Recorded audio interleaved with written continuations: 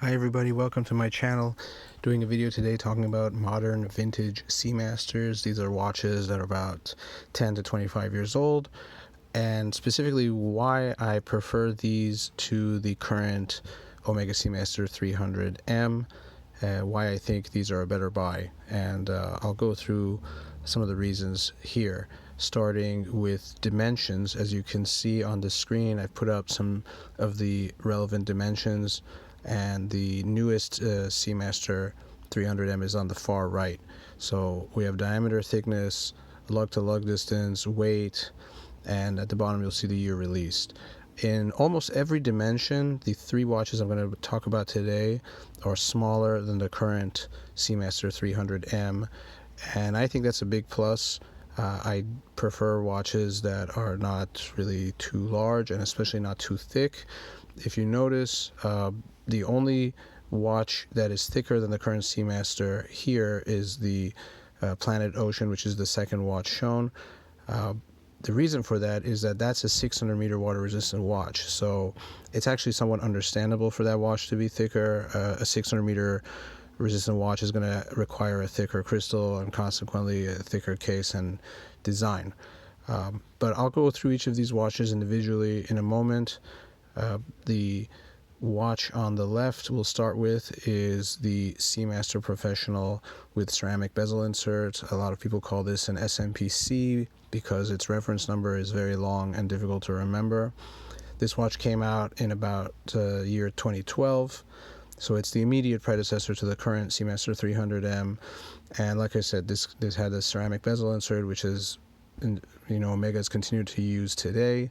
This watch also has screwed bracelet links, as you can see here, and this watch's clasp is also quite similar in design to the present Seamaster 300M, except for the fact that it lacks a micro adjust.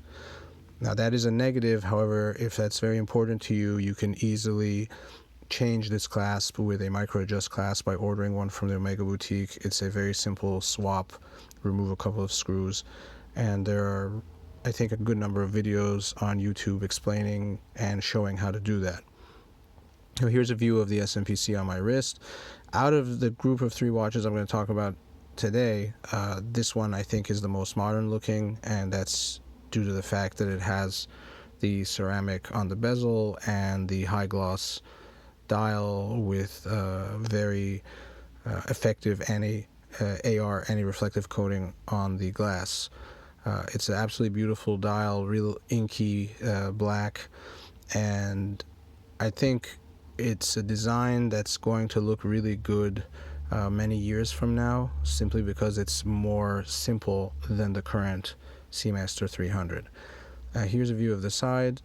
This watch is about half a millimeter thinner than the current Seamaster 300, and while that might seem like a small difference, it's really not when you're talking about a case height of 13 millimeter. As a percentage, that's a significant difference, and it's something you really do feel when you wear the watch. The last watch I'm going to talk about is the 2254, and that watch is almost a millimeter thinner, and it makes quite a big difference if you wear them back to back. So here's the second watch, the first generation Planet Ocean, reference number 2201.50. This watch came out in about 2005 and was the start of the Planet Ocean line, which has continued today.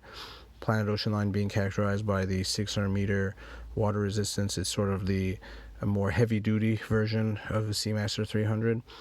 Now, while this watch is slightly thicker than the current Seamaster 300M, it has significantly shorter lug to lug distance, and though it is 42 millimeter in case diameter, the bezel diameter is a little bit less than that, and this watch consequently wears smaller than the 42 millimeter number would suggest. This watch has a aluminum bezel insert and a matte black dial.